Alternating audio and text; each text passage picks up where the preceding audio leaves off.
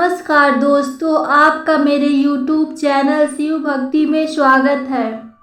आज मैं आपको करवा चौथ कहानी सुनाने जा रही हूँ।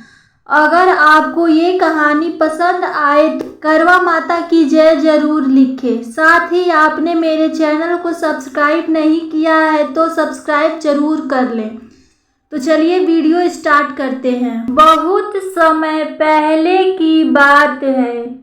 एक साहूकार के 7 बेटे और उनकी एक बहन करवा थी। सभी सातों भाई अपनी बहन से बहुत प्यार करते थे, यहाँ तक कि वे पहले उसे खाना खिलाते और बाद में स्वयं खाते थे। एक बार उनकी बहन ससुराल से मायके आई हुई थी। शाम को भाई जब अपना व्यवसाय बंद कर घर आए तो देखा उनकी बहन बहुत व्याकुल थी।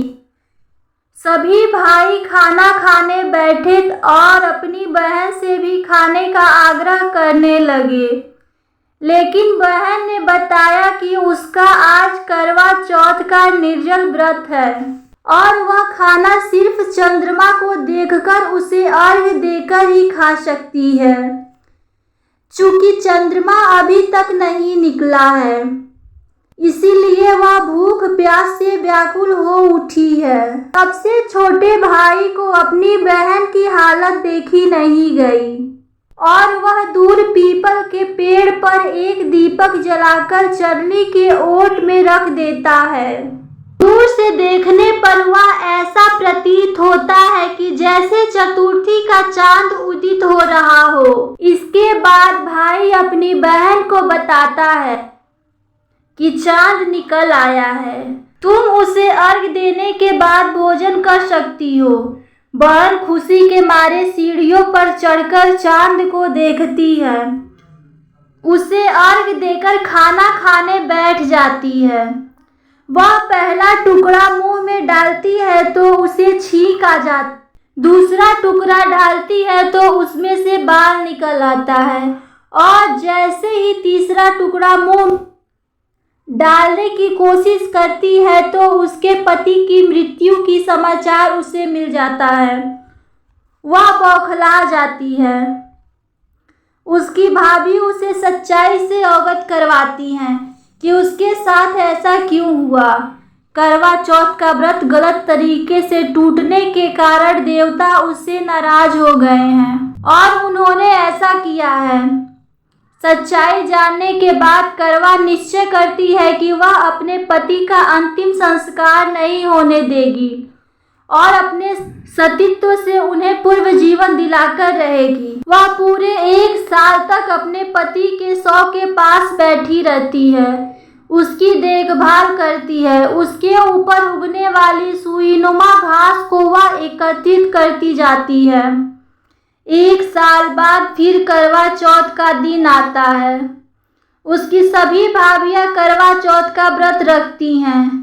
जब भाभियां उससे आशीर्वाद लेने जाती हैं तो वह प्रत्येक भाभी से यम सुई ले लो, पिया सुई दे दो, मुझे भी अपनी जैसी सुहागिन बना दो, ऐसा आग्रह करती है। लेकिन हर बार भाभी उसे अगली भाभी से आग्रह करने को कहती है।